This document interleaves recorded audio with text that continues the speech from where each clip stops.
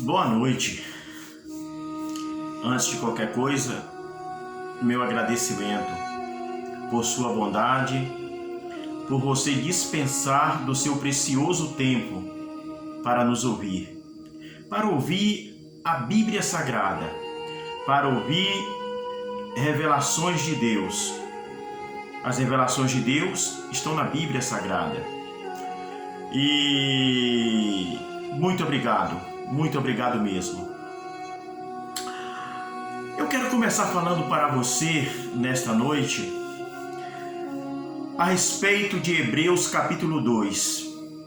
Hebreus é um livro complicado. Romanos é um livro complicado.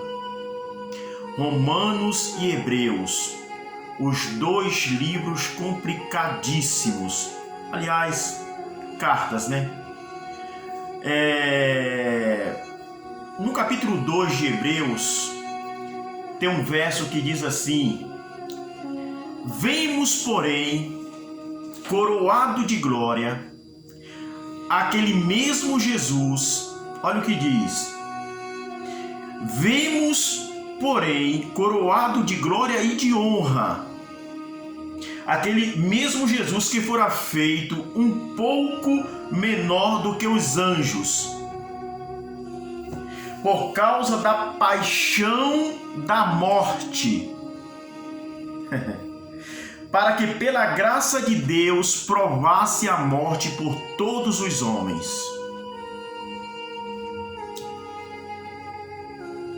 Este verso, ele é um verso poderoso. Se fosse escrito no Corão ou Alcorão, seria uma surata. Mas como está na Bíblia Sagrada, é versículo. Aqui, o autor da carta aos Hebreus, o autor do livro, ele está nos querendo passar a ideia de que os anjos são imortais e Cristo se fez mortal para provar uma morte que anjos não poderiam provar. Esta morte era para remir a raça humana, para fazer filhos na raça humana, para transportar das trevas para a luz a todos aqueles que o aceitassem como Filho de Deus, como Salvador, como Senhor e como o único que pode fazer a expiação por todos aqueles que são pecadores. Então, no capítulo 2, se Barnabé, que escreveu o livro, a carta aos Hebreus, a epístola aos Hebreus, ou se Apolo, ou se o próprio Paulo, ou se Pápias, um dos pais da igreja,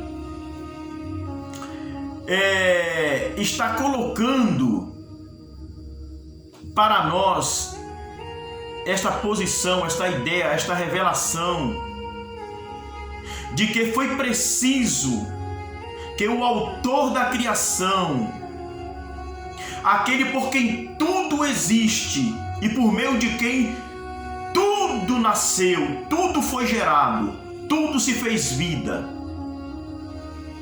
por meio daquele que é o autor e consumador de todas as coisas,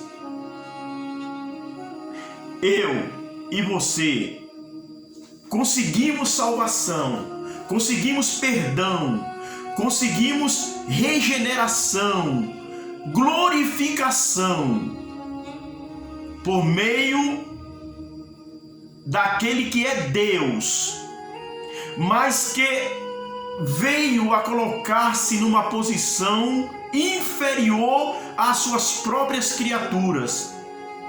Porque anjos são criaturas de Deus.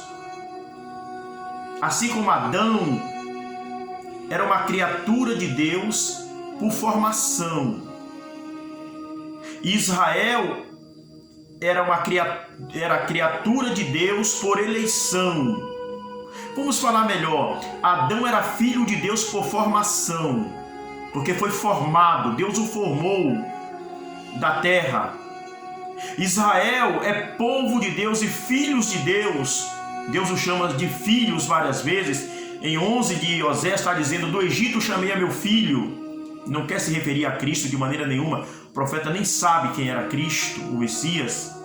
Mas uma palavra direta, Deus falando que do Egito chamou Israel meu filho. Israel é filho de Deus por eleição. E os anjos são filhos de Deus por criação. Deus os criou para o louvor de sua glória e para festejar com festas e danças o momento da criação de todas as coisas. Quando Deus criava todas as coisas, quando Deus trazia à vida todas as coisas, os anjos vibravam, cantavam, festejavam e tocavam instrumentos. Está escrito isso em Jó e em Provérbios. Bom, e eu e você somos filhos de Deus por adoção. Mas isto custou um preço que não foi para Adão, não foi para Israel, não foi para anjos. E o preço foi que ele se fez menor do que anjos. Se fez mortal, e anjo não pode se fazer mortal. Aqui o escritor aos Hebreus está dizendo: vemos, porém, coroado de glória e de honra aquele Jesus que fora feito um pouco menor do que os anjos por causa da paixão da morte, para que pela graça de Deus todos nós conseguisse ser salvo. Ser salvo é uma obra para o futuro. Ser salvo é uma coisa que ainda vai acontecer. Ser salvo não é para agora. Ser salvo eu estou quando eu creio na palavra, creio naquele que Deus enviou.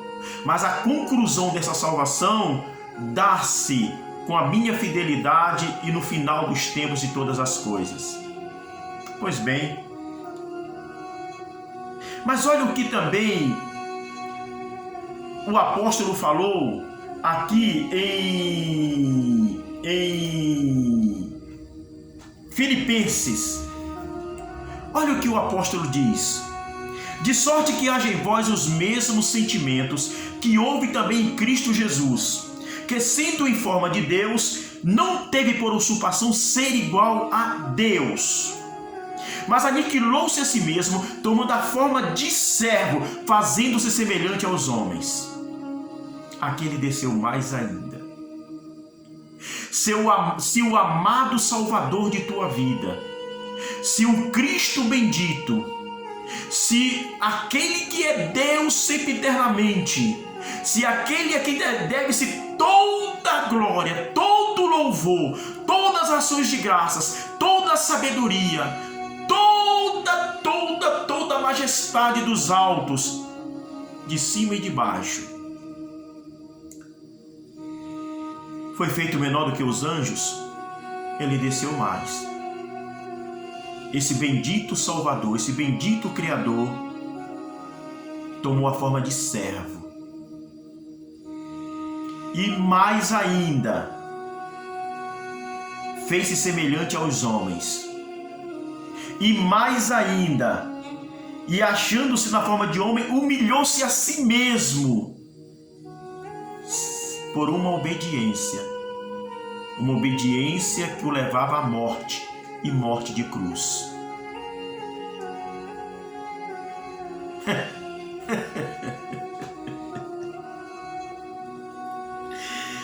O teu Salvador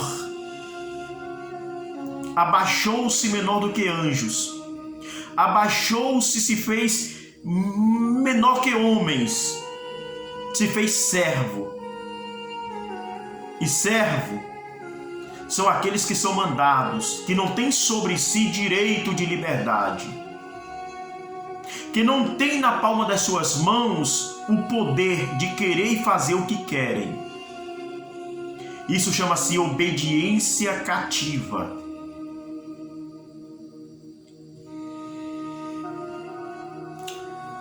Sendo Deus, aniquilou-se a si mesmo e não teve por usurpação ser igual a Deus. No capítulo 22 dos Salmos, o salmodiador, falando, como sempre, de suas muitas perseguições, de suas longas tribulações que parece que não para nunca, as lutas, as angústias, as tribulações do salmodiador, dos salmistas, que compuseram os 150 salmos. No capítulo 22 ele vai dizer assim: verme sou e não homem, minha face dou aos que me ferem. É um salmista falando isto. Ele está numa condição de uma vileza tão grande, de uma humilhação tão grande, que ele disse assim: já não sou mais homem. O estado, a condição pela qual passava o salmista quando escreveu o Salmo 22 era de um verme. Era tão grande a sua desdita, era tão grande a sua vergonha, que ele escreveu: verme sou e não mais homem, minha face dou aos que me ferem. Pegaram esta palavra desse salmista e aplicaram a Cristo. Quando Cristo foi vilipendiado, insultado, humilhado, rejeitado por Pilatos, por Caifás, por Herodes, pelos principais, pelos príncipes das sinagogas, pelos fariseus e pelos que dominavam o povo na época que ele estava aqui. Os insultos, a vergonha, a humilhação o fez um verme e não um homem. E na sua face cuspiram, bateram.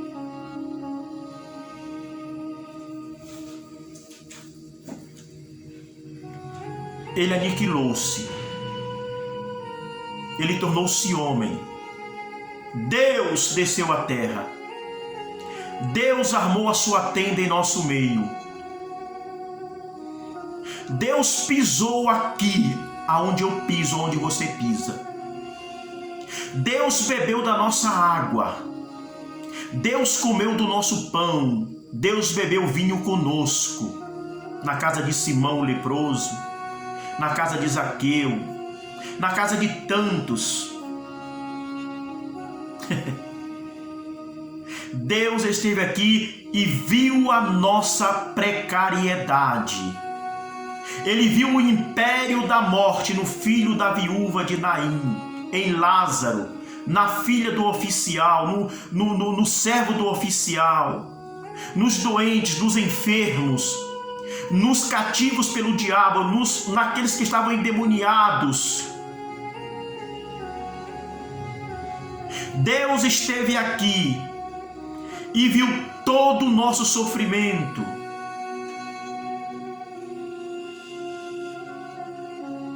Deus dormiu conosco. Deus dormiu em nossa casa. Deus descansou na casa de barro que temos, na casa de Marta, de Zaqueu, na casa de Simão, de tantos. Ele mesmo tinha uma casa em Cafarnaum, para a qual levou os primeiros discípulos, Cristo tinha uma casa. Deve ser fruto do seu trabalho na carpintaria. Ele criou calos nas mãos. Ele chorou.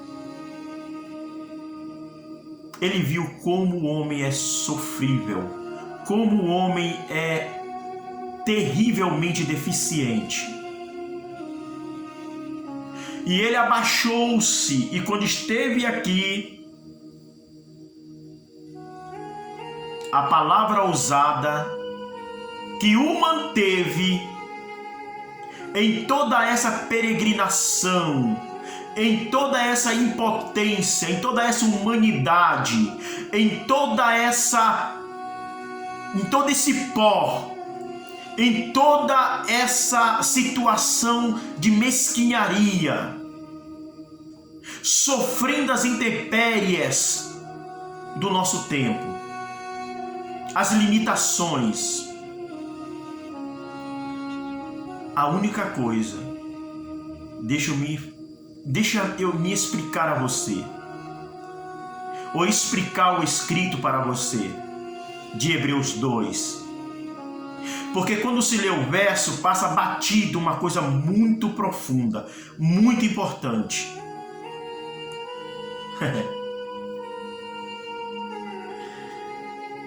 Vemos agora coroado de glória e de honra aquele mesmo Jesus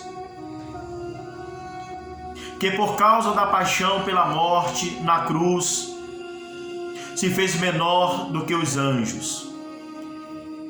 Fugiu alguma palavra para você aí? Passou batido alguma palavra? Porque nós temos o vício de ler o versículo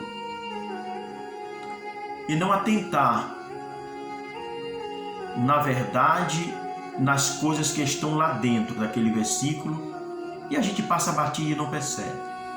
Nesta versão revista e corrigida, e em algumas outras versões é usada a palavra paixão.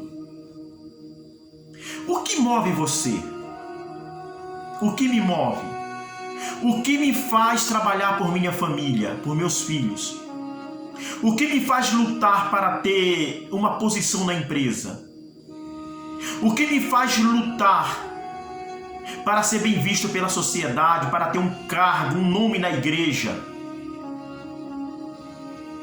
O que me faz lutar, desbravar, me sacrificar para juntar dinheiro para comprar um carro, uma casa, um terreno, uma mobília?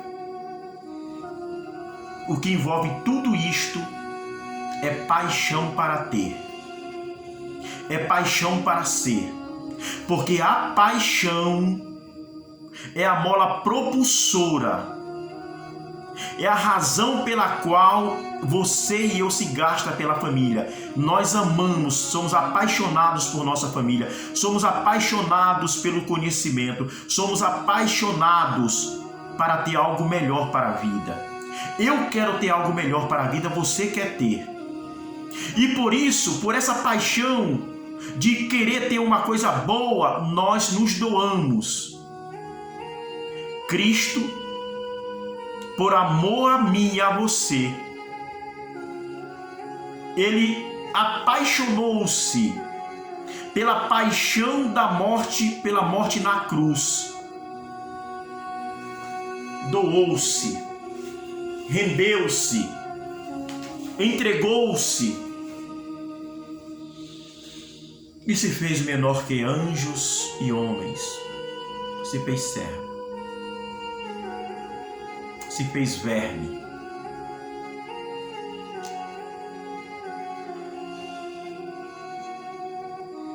Coroado de glória agora ele está, de honra. Paulo diz assim: para que ao nome dele dobre-se todo o joelho dos que estão em cima nos céus e embaixo na terra. Mas para que todos os joelhos de cima e de baixo se dobrem diante daquele que sempre foi o Criador bendito, o Salvador santo e perfeito, houve um preço. E esse preço foi alimentado pela paixão de ver você e eu salvo, remidos, convertidos, regenerados e glorificados e também santificados. A paixão da cruz era preciso que ele fizesse isto e fizesse bem feito, e tudo que é feito com paixão, com amor, é bem feito, é perfeito, é bem feito, é perfeito.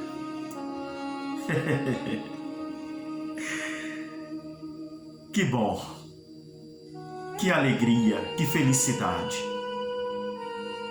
Nós temos aliança com aquele que nos remiu, com um amor imensurável, com um amor que não tem fim.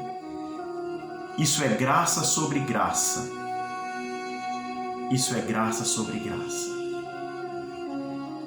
Não me importa mais o que me aconteça aqui. Eu estou nele, você está nele.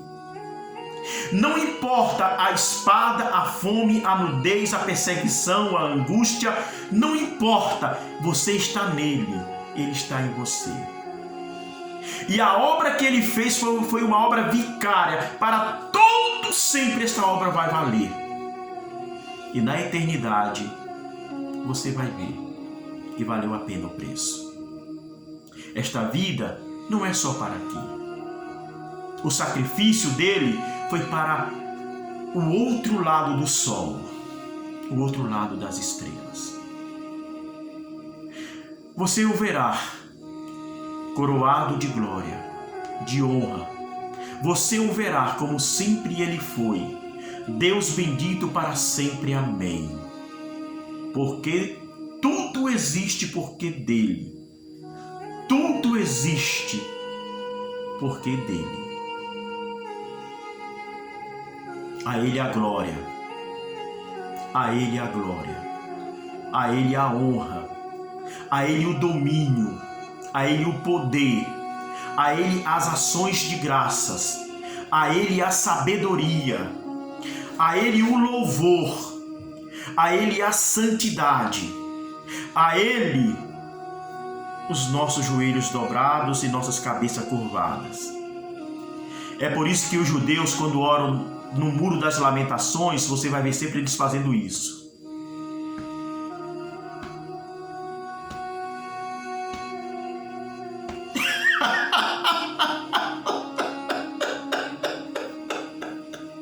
Você nunca vai saber porque o judeu faz isso, a não ser que você entre nessa cultura para saber ou pergunte. A ele a glória para todos sempre. Amém. Não o vemos mais crucificado. O vemos agora coroado de glória e de honra, porque nos amou de tal maneira que esse amor virou uma paixão incomensurável para nos remir para si mesmo e nos fazer filhos de Deus para todos sempre. Amém. Amém. Amém. Deus abençoe.